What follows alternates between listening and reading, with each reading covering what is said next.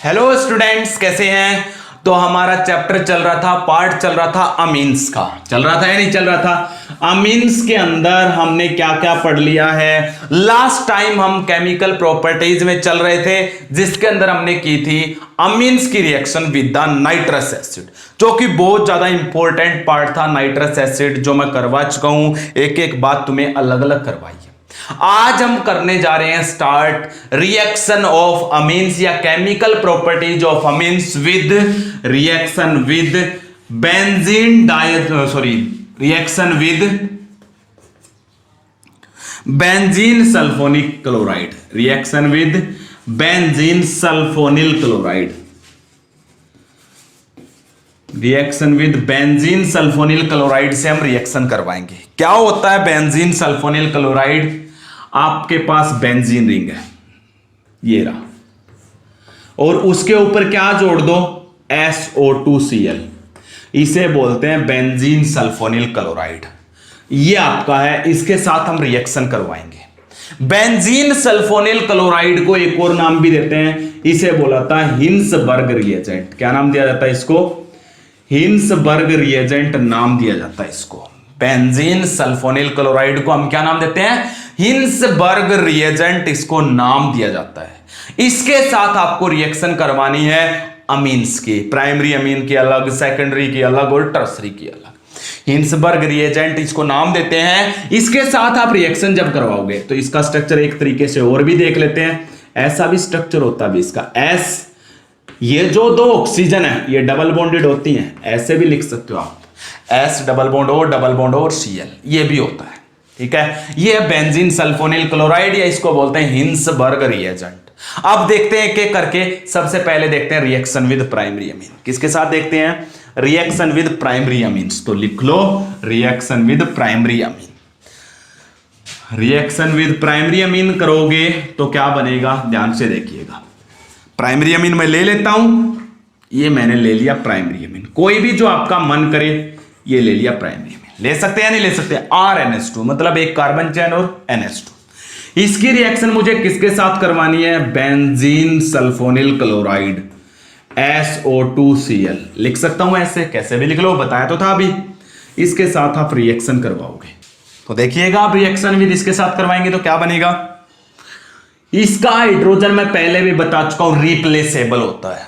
क्यों होता है रिप्लेसेबल, एक हाइड्रोजन ये अलग से दिखा देता हूं, क्योंकि यहां पे नाइट्रोजन की इलेक्ट्रोनेगेटिविटी हाई होती है, इसलिए इस बॉन्ड के इलेक्ट्रॉन को ये ले लेता है, तो इस पे नेगेटिव चार्ज आता है, इसके ऊपर क्या आ जाता है, होता है या नहीं होता रिप्लेसेबल, ऐसे ही होता है रिप्लेसेबल। अब रिप्लेसेबल है तो ये क्या है, ये H, और यहां पे आपको पता है ये कैसा होता है, नेगेटिव, तो H पॉजिटिव Cl नेगेटिव, और ये सल्फर से जुड़ा हुआ है तो सल्फर पे क्या होगा, पॉजिटिव। क्यों, क्लोरीन की इलेक्ट्रोनेगेटिविटी हाई होती है एज कंपेयर टू सल्फर, तो Cl नेगेटिव इस H पॉजिटिव को लेकर क्या बना लेगा, HCl। और अब जोड़ दो, जो रह गया, क्या रह गया, RNH। ये नेगेटिव इसके साथ जोड़ दो एज इट इज, ये बन गया अभी आपको, ये आपका एक प्रोडक्ट बन गया। जो आपका ये प्रोडक्ट बनता है, जब हमने क्या किया, बेंजीन सल्फोनिल क्लोराइड के साथ प्राइमरी अमीन की रिएक्शन करवाई, तो आपका ये जो इस प्रोडक्ट का नाम आप क्या लिखोगे, इस प्रोडक्ट को आप क्या है, यहां पे अब मेन चेन ये होती है, वैसे ये इसका प्रीफिक्स रह गया। ठीक है, इनको बोलते हैं सल्फोनिल अमाइड्स। क्या बोलाता है, ये रहा सल्फोनिल, और ये अमाइड वर्ड लगता है इसके लिए, इन्हें सल्फोनिल अमाइड्स बोलते हैं। जो ये सल्फोनिल अमाइड्स बनते हैं, जब हमने प्राइमरी अमीन की रिएक्शन इसके साथ करवाई तो आपका बन गया सल्फोनिल अमाइड। ये जो सल्फोनिल अमाइड आपका बना है, it is soluble in KOH, it is soluble in KOH, और KOH का मतलब बेस। किसमें सोलुबल है, ये बेस में सोलुबल है। अब मेरी पूरी बात सुनिएगा, प्राइमरी अमीन ने जब बेंजीन सल्फोनिल क्लोराइड से रिएक्शन करवाई तो बनाए सल्फोनिल अमाइड, और ये जो सल्फोनिल अमाइड्स होते हैं, these are soluble in base. क्यों, केवल प्राइमरी अमीन की बात कर रहा हूं, क्योंकि यहां पे नाइट्रोजन के पास जो ये हाइड्रोजन है ना, ये एसिडिक है। कैसा है, बहुत ज्यादा, और भी ज्यादा एसिडिक हो गया है। ये क्यों हो गया है, पूरी बात सुनिएगा। ये दोनों ऑक्सीजन मैं ऐसे लिख सकता हूं, पहले भी बताया था, ऐसे लिख सकते हैं। तो ये हाइड्रोजन और ज्यादा एसिडिक हो गया। क्यों? क्योंकि इस बॉन्ड के इलेक्ट्रॉन को अगर ये ले लेगा तो इस पे कौन सा चार्ज आ जाएगा? नेगेटिव। इस पे कौन सा चार्ज आ जाएगा? पॉजिटिव। अब इसके ऊपर नेगेटिव आने के बाद ये नेगेटिव चार्ज यहां पे इसके साथ रेजोनेंस में आ जाता है, इसलिए ये बहुत फास्टली H पॉजिटिव को छोड़ेगा ताकि इसके ऊपर नेगेटिव चार्ज आ सके और ये नेगेटिव चार्ज इसके साथ रेजोनेंस में आए और रेजोनेंस इसको कैसा बनाएगा? स्टेबल। जैसे अल्डोल कंडेंसेशन में भी मैंने बताया था ना, इस तरह का हाइड्रोजन जो क्या करता हो, रिप्लेसेबल केवल या एसिडिक हाइड्रोजन का काम करता है जिसके निकलने के बाद जो नेगेटिव चार्ज आता है वो रेजोनेंस में है, या फिर जिसके ऊपर नेगेटिव चार्ज आएगा उसके नेबर में इलेक्ट्रॉन विड्रॉइंग ग्रुप प्रेजेंट है। ये इलेक्ट्रॉन विड्रॉइंग ही तो है, ये इस नेगेटिव चार्ज को स्टेबल करते हैं बाय द रेजोनेंस, इसलिए बहुत फास्टली करेगा, बहुत फास्टली करेगा। तो ये हाइड्रोजन कैसा होगा? एसिडिक। और एसिडिक हाइड्रोजन के कारण ये इस बेस में क्या होगा? सोलुबल। क्योंकि बेस और एसिड रिएक्शन कर जाएंगे तो आप लिखोगे when the primary amines react with the benzene sulfonyl chloride they form the sulfonyl amide. In the sulfonyl amides hydrogen attach with the nitrogen, ये वाला हाइड्रोजन जो अटैच है नाइट्रोजन के साथ इज हाईली एसिडिक। ये कैसा होता है? Highly acidic because after losing H positive ion negative charge which is obtain by the nitrogen, जो नेगेटिव चार्ज नाइट्रोजन ने लिया है it is in resonance with the sulfonyl group, इस सल्फोनिल ग्रुप के साथ ये रेजोनेंस में है। So this hydrogen is highly acidic. Due to this acidic hydrogen these sulfonyl amide are soluble in KOH। इस एसिडिक हाइड्रोजन के कारण ये सल्फोनिल अमाइड इसमें किसमें सोलुबल है? इन द बेस, और वो बेस कौन सा? KOH। तो ये KOH में कैसे होते हैं? सोलुबल। ये था प्राइमरी अमीन की रिएक्शन हिंसबर्ग रिएजेंट के साथ जिसके अंदर सल्फोनिल अमाइड बनते हैं। एसिडिक हाइड्रोजन के कारण वो सल्फोनिल अमाइड क्या होते हैं? बेस में सोलुबल होते हैं। तो पहला क्वेश्चन आपसे पूछा जा सकता है, एक बीकर है, इस बीकर में ये बताओ क्या प्राइमरी अमीन है? वैसे प्राइमरी अमीन का और भी टेस्ट होते हैं, कार्बाइलअमीन टेस्ट भी बताया था, लेकिन अगर आपको हिंसबर्ग रिएजेंट लगाना हो तो हम कहेंगे इसके अंदर हिंसबर्ग रिएजेंट डाल देंगे। अगर हिंसबर्ग रिएजेंट डालने पर हमें जो प्रोडक्ट मिलता है उसको फिर किस में डालेंगे? KOH में डालेंगे। हिंसबर्ग रिएजेंट डालने के बाद कुछ समय के बाद हम KOH डालेंगे। अगर ये जो प्रोडक्ट बना है ये KOH में सोलुबल हो गया तो हम कह देंगे इसमें प्राइमरी अमीन है। अदरवाइज सोलुबल नहीं होगा तो कैसे पता चलेगा? अरे अलग अलग लेयर बन जाएगी। जैसे ऑयल को वाटर में मिलाते हो, तेल को वाटर में, तो अलग लेयर नहीं बन जाती। वैसे ही अगर इसमें रियल में प्राइमरी अमीन होगा तो वो हिंसबर्ग रिएजेंट से रिएक्शन करके सल्फोनिल अमाइड बनाएगा जिसके अंदर हाइड्रोजन एसिडिक है और वो KOH में डालते ही सोलुबल हो जाएगा। तो हम क्या डालेंगे? First we add the Hinsberg reagent, after some time we add KOH। If the KOH soluble in that product it means in this beaker contain primary amine. इसका मतलब इसमें कौन सा अमीन था? प्राइमरी में। ये था सबसे पहले हमने हिंसबर्ग रिएजेंट के साथ प्राइमरी अमीन। प्राइमरी अमीन आपका जैसा हो वैसा ले सकते हो, रिएक्शन हो जाएगी। बोलो इसमें कुछ डाउट हो या कोई क्वेश्चन हो? चलें फिर आगे, इसका मैकेनिज्म भी देखेंगे, सब कुछ देखेंगे एक एक करके। पहले मैं सेकेंडरी अमीन की रिएक्शन करवाता हूं, हटा दो इसको। अब आगे देखिएगा रिएक्शन विद सेकेंडरी अमीन। अगर सेकेंडरी अमीन से रिएक्शन करवाएंगे तब क्या बनेगा? Reaction with secondary amine. ये लो मैंने सेकेंडरी अमीन ले लिया, सेकेंडरी अमीन ले लेते हैं। ये लीजिएगा, अभी मैंने सेकेंडरी अमीन कह सकता हूं इसको, इस R और इस R को इकट्ठा कर लिया मैंने ताकि थोड़ा सा हमारे लिए इजी हो जाए। R2NH सेकेंडरी अमीन है क्योंकि नाइट्रोजन को 2 कार्बन चेन। इसकी रिएक्शन भी किसके साथ करवानी है? बेंजीन सल्फोनिल क्लोराइड, यही है। अब ये देखिएगा क्या रिएक्शन हो जाएगी। फिर से हमें पता है ये वाला हाइड्रोजन जो है इस बॉन्ड के इलेक्ट्रॉन यहाँ पे नेगेटिव, यहाँ पे कौन सा चार्ज आएगा? पॉजिटिव। इसके यहाँ पे इस पे नेगेटिव, इस पे कौन सा चार्ज आएगा? ये जो मैं लगा रहा हूं ना ये पॉजिटिव, ये समझने के लिए है, मैं बार बार कह रहा हूं। आप इनको फेयर कॉपी में मत करना, रफ कॉपी में कर सकते हो ताकि तुम्हें लंबे समय तक याद रहे। एक्चुअल मैकेनिज्म मैं आपको बताऊंगा तब, अगर मैकेनिज्म कभी भी लिखना हो तो एक्चुअली लिखा जाता है। ये तो आपके समझने के लिए है बहुत आसानी से। अब ये देखो H पॉजिटिव Cl नेगेटिव को लेकर क्या बनाएगा? HCl बन गया। अब क्या करोगे? ये नाइट्रोजन इसके साथ जुड़ जाएगा, जोड़ दो R2N, N ही है ना, यहाँ पे H तो निकल चुका है, ये नाइट्रोजन इसके साथ जोड़ दो SO2, और SO2 के नीचे क्या है? ये रहा आपके पास बेंजीन सल्फोनिल क्लोराइड। हो गया, इतना आपके पास है।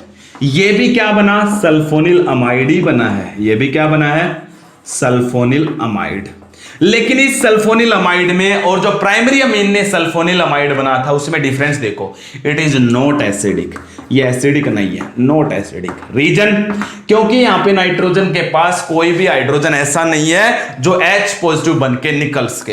It does not contain any hydrogen near to nitrogen which can act as acid, जो कि एसिड का काम कर सके, इसलिए इसके पास कोई एसिडिक हाइड्रोजन नहीं है। तो अब ये बताओ, अगर मैं इसके अंदर KOH डालूंगा, बेस डालूंगा, तो ये सोलुबल होगा या इनसोलुबल? तो ये सल्फोनिल अमाइड जो सेकेंडरी अमीन सल्फोनिल अमाइड बनाता है, it is insoluble in KOH। ये क्या होता है? इनसोलुबल इन KOH। रीजन पता चल गया क्यों ये इनसोलुबल? अरे इनसोलुबल का रीजन बहुत ही इजी है, आप आसानी से कर सकते हो। क्या कर सकते हो? KOH के साथ ये इनसोलुबल क्यों है? पूरी बात ध्यान से सुनिएगा। ये KOH के साथ इनसोलुबल क्यों है? क्योंकि क्या है? It does not contain any acidic hydrogen, इसके पास कोई भी एसिडिक हाइड्रोजन नहीं है। सो the sulfonyl amide which is formed by the secondary amine is insoluble in KOH। अब insoluble होगा तो ये क्या बनाएगा? it form the separate layer। क्या बनाएगा? सेपरेट लेयर बना लेगा। अब देखिएगा, सेपरेट लेयर बनाएगा तो क्या करोगे? पूरी बात तो ध्यान से सुनो। इस बीकर में सेकेंडरी अमीन है, एक दो बीकर है, एक में प्राइमरी एक में सेकेंडरी। कौन से में प्राइमरी है कौन से में सेकेंडरी है कैसे बताओगे? कैसे डिस्टिंग्विश करोगे? हम दोनों के अंदर हिंसबर्ग रिएजेंट डाला, हिंसबर्ग रिएजेंट, कुछ समय के बाद KOH डाला, KOH डाला। हमने क्या देखा? इसमें सेपरेट लेयर बन रही थी।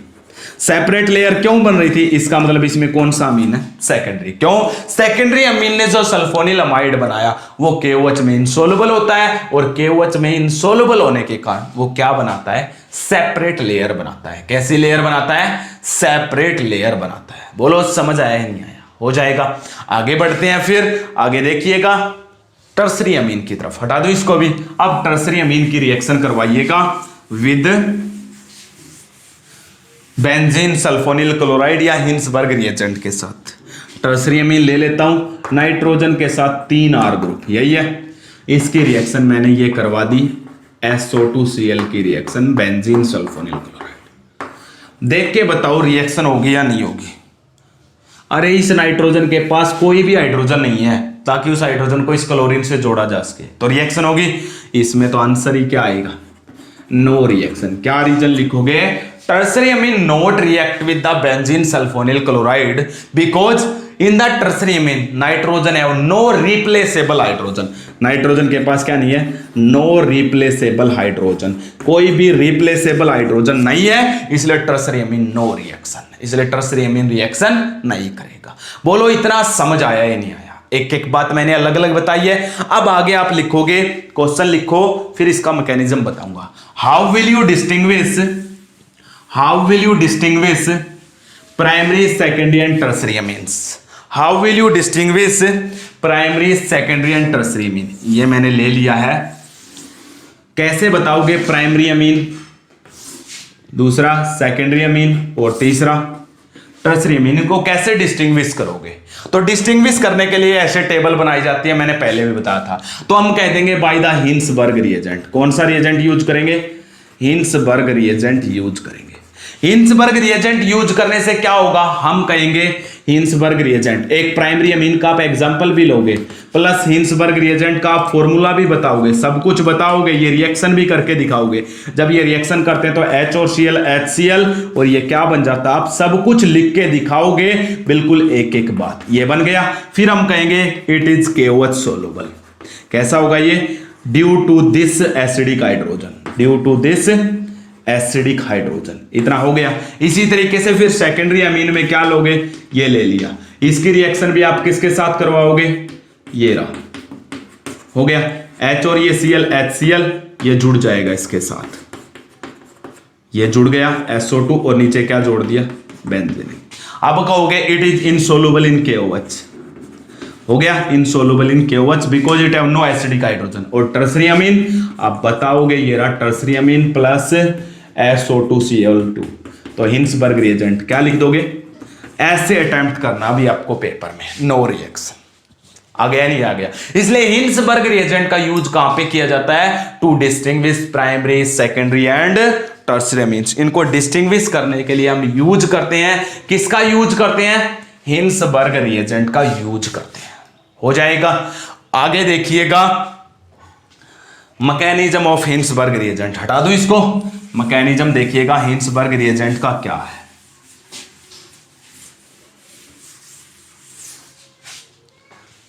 Mechanism of Hinsberg reagent, reaction with amines, इसका क्या मैकेनिज्म है, पूरी बात ध्यान से सुनना भाई, तभी समझ में आएगी। अब ये क्या करा है, हिंसबर्ग रिएजेंट के साथ रिएक्शन का मैकेनिज्म। कोई भी अमीन ले लो जो आपका मन करे, मैं यही ले लेता हूं। इसकी रिएक्शन आपको किसके साथ करवानी है,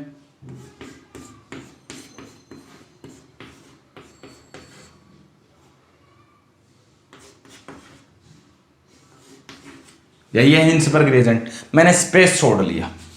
देखिएगा इस सल्फर के पास पॉजिटिव चार्ज कैसे आता है, ये इस बॉन्ड के इलेक्ट्रॉन को ले लेता है, तो यहां पे कौन सा चार्ज आएगा, नेगेटिव। यहां पे क्यों लिया इस बॉन्ड के इलेक्ट्रॉन, इसने क्यों नहीं लिए, अरे क्योंकि पहले इस ऑक्सीजन की इलेक्ट्रोनेगेटिविटी क्लोरीन से ज्यादा होती है, इसलिए इस बॉन्ड के इलेक्ट्रॉन, तो इस पे पॉजिटिव, इस पॉजिटिव के ऊपर कौन अटैक करेगा, ये लोन पेयर अटैक करेगा। क्या हो जाएगा लोन पेयर अटैक करने से, जितने भी आपने मैकेनिज्म किए ना भाई, सभी में ऐसा ही किया है। इसका एक हाइड्रोजन अलग से दिखा दूं, दिखा दिया, कोई दिक्कत तो नहीं है। आपने अमीन्स के सभी मैकेनिज्म में ऐसा किया है। इसके साथ जोड़ दो इसको, ये जोड़ दिया, सल्फर के साथ एक ऑक्सीजन, एक पे नेगेटिव चार्ज, एक क्लोरीन, और नीचे क्या जुड़ गया, बोलो इसमें कोई डाउट है या नहीं है, ये नेगेटिव, ये और ये जुड़ गया, और ये इस नाइट्रोजन पे कौन सा चार्ज आ गया, मुझे ये बताओ, पॉजिटिव क्यों आया, क्योंकि इसने अपना लोन पेयर दिया है। और आगे क्या हो जाएगा, आगे आपको भी पता है इस बॉन्ड के इलेक्ट्रॉन को ये लेगा, क्योंकि जरूरत है। पॉजिटिव न्यूट्रल हो जाएगा, पॉजिटिव किस पे पहुंच जाएगा, इस H पे आएगा या नहीं आएगा, ये H पॉजिटिव बन जाएगा जब इस बॉन्ड के इलेक्ट्रॉन यहां पे चले जाएंगे। इस बॉन्ड के इलेक्ट्रॉन यहां पे जाने पर इसका पॉजिटिव क्या हो जाएगा, न्यूट्रल। अब आगे देखिएगा न्यूट्रल होगा तो साथ साथ क्या होगा, ध्यान से देखिएगा क्या बन गया, RNH, उसके बाद S के साथ ये ऑक्सीजन डबल बॉन्डेड, ये सिंगल बॉन्डेड, ये क्लोरीन, और ये बेंजीन हो गया। यहां से क्या निकला, H पॉजिटिव, ये वाला। अब आगे देखिएगा लास्ट स्टेप में क्या होगा, इस बॉन्ड के इलेक्ट्रॉन, ये नेगेटिव चार्ज के इलेक्ट्रॉन वापस यहां पे आ जाएंगे, वापस यहां पे आएंगे तो इन सल्फर के बीच में फिर से डबल बॉन्ड, सल्फर का एक बॉन्ड बढ़ जाएगा जो हमें मान्य नहीं है, इसलिए इस बॉन्ड के इलेक्ट्रॉन को लेकर ये निकल जाएगा, कौन निकल गया, क्लोरीन नेगेटिव। ये क्लोरीन नेगेटिव इस H पॉजिटिव को लेकर, तो आप ये H पॉजिटिव यहां पे दिखा दो, H पॉजिटिव, ये H पॉजिटिव इस क्लोरीन नेगेटिव को लेकर क्या बना लेगा, HCl, और जो रह गया उसको जोड़ दो, RNH हो गया। उसके बाद ये सल्फर, ऑक्सीजन एक डबल बॉन्डेड, दूसरा ऑक्सीजन भी डबल बॉन्डेड, और यहां पे क्या जुड़ गया है, बेंजीन। ये देखिएगा अब इसका मैकेनिज्म कितना आसान सा मैकेनिज्म है। अब तक आपने जितने मैकेनिज्म किए ना मीन के, सब के ऐसे हैं, सेम तरीके से हैं। बोलो समझ आया नहीं आया, ये था mechanism of Hinsberg reagent with the primary secondary amine. Tertiary से रिएक्शन ही नहीं होती है। हिंसबर्ग रिएजेंट का हम यूज कहां पे करते हैं, to distinguish the primary secondary and tertiary amine. हो गया अभी। अब आगे क्या कह रहा है, आज के दिन अब जो है, पहले यूज किया जाता था बेंजीन सल्फोनिल क्लोराइड, जिसका नाम था हिंसबर्ग रिएजेंट। आज थोड़ा सा चेंज कर दिया गया है। क्या कर दिया गया है, थोड़ा सा चेंज कर दिया गया है। क्या चेंज किया गया, इसकी जगह पे आज जो नया रिएजेंट है वो यूज किया जाता है paratoluene sulphonyl chloride, paratoluene sulphonyl chloride. तो आप लिख सकते हो, these days Hinsberg reagent is changes, so paratoluene sulphonyl chloride. क्या होता है, ये सिर्फ ये सल्फोनिल क्लोराइड था, इसके इस पैरा पोजीशन पे एक CH3 और जुड़ जाता है। ये देखिएगा आजकल इसको यूज किया जाता है। तो these days paratoluene sulphonyl chloride is used instead of benzene sulphonyl chloride. हो जाएगा। तो आपका ये थी reaction with the benzene sulphonyl chloride, जिसको हम हिंसबर्ग रिएजेंट बोलते हैं, जिसका यूज कहां पे किया जाता है, for the distinguish of primary secondary and tertiary amine के डिस्टिंग्विश में करते हैं। ओके।